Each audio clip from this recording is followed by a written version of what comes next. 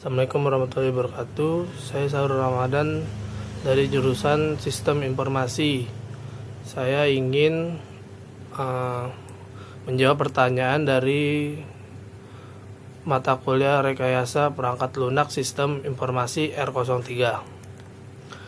Pertanyaan pertama itu ada beberapa objek oriented model dan functional oriented model. Pertama itu ada Object Oriented Programming atau disebut OOP.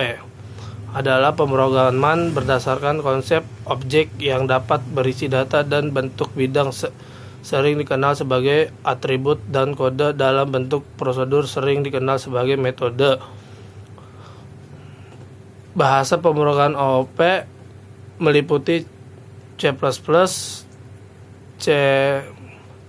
Python, PHP, Java, JavaScript, dan Ruby, Phar, Object, Pascal, Objective-C, Dart, Scala, Swift, dan Common Lisp. Pada OOP semua adalah objek. Misalnya objek biasa berupa seseorang.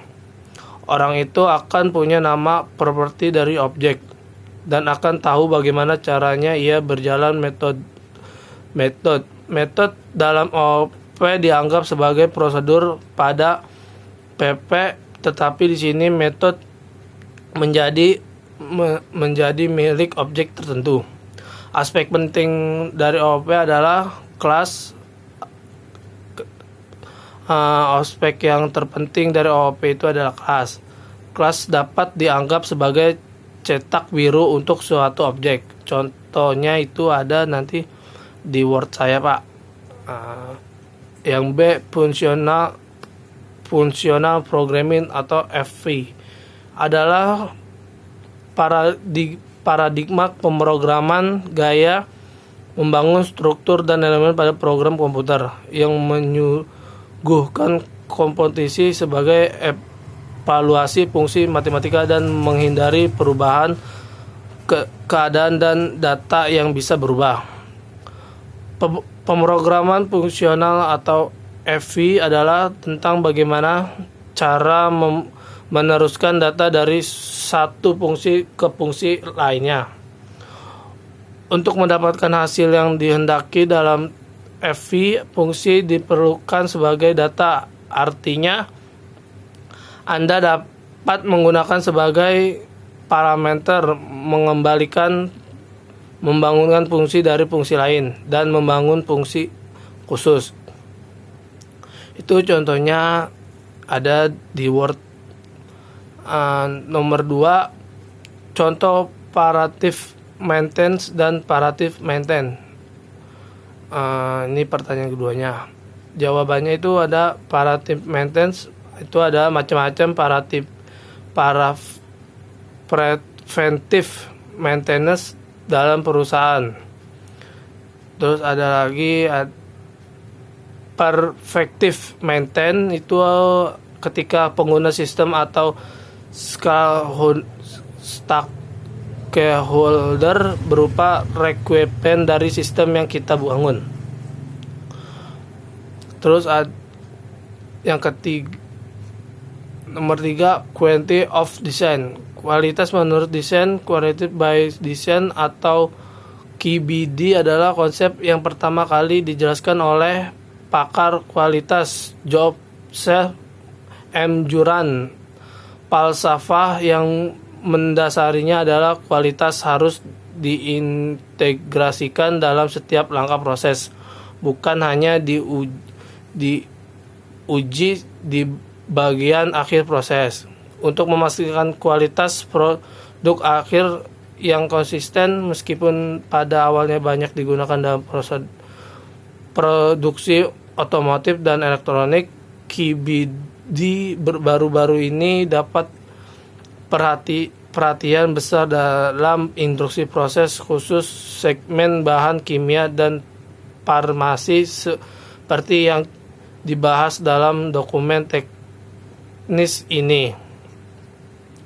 Yang B-nya quality of conformance. Kualitas